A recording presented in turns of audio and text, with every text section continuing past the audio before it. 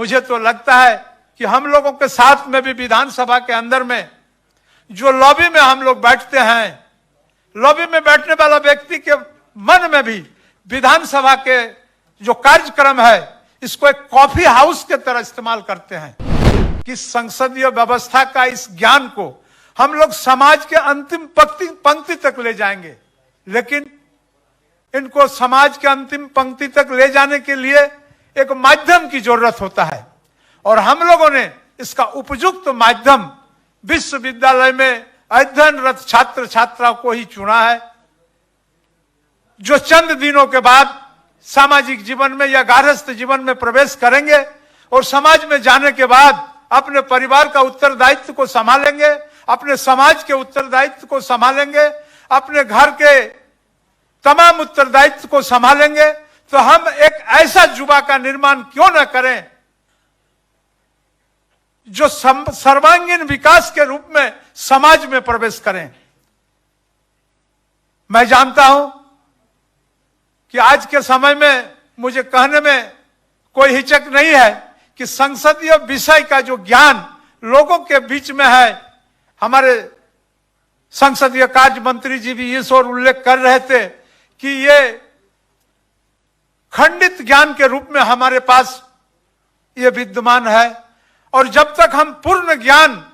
का आहरण नहीं कर लेते हैं,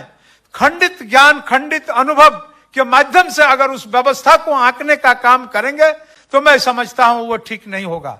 इसलिए इसके बारे में भी पूर्ण ज्ञान होना जरूरी है और इसके बारे में पूर्ण ज्ञान देने के लिए हम लोगों ने इस प्रयास का शुरुआत किया है और आने वाला समय में इस ज्ञान को और व्यापक करेंगे ताकि झारखंड में बसने वाले या देश में बसने वाले लोग इस संवैधानिक व्यवस्था के बारे में जानकार हो, इसको जाने।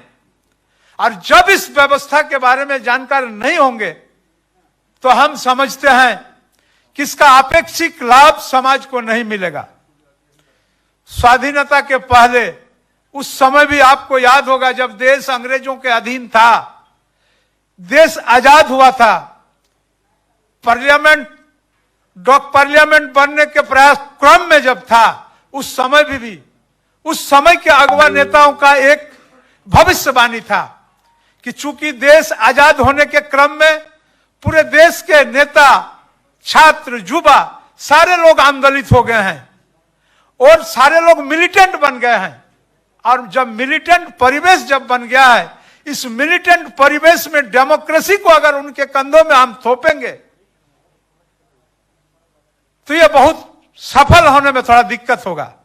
इसलिए लोगों का इच्छा था कि कुछ दिन इस देश के अंदर में आजाद होने के बाद मिलिट्री शासन का व्यवस्था हो।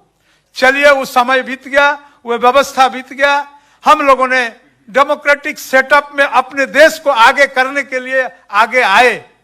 और आज भी हम लोग इस परिणाम को जूझ रहे हैं कि जिस शासन व्यवस्था के अधीन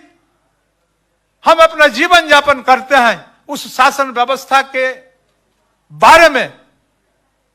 बहुत कम लोगों के पास जानकारी है। मुझे तो लगता है कि हम लोगों के साथ में भी विधानसभा के अंदर में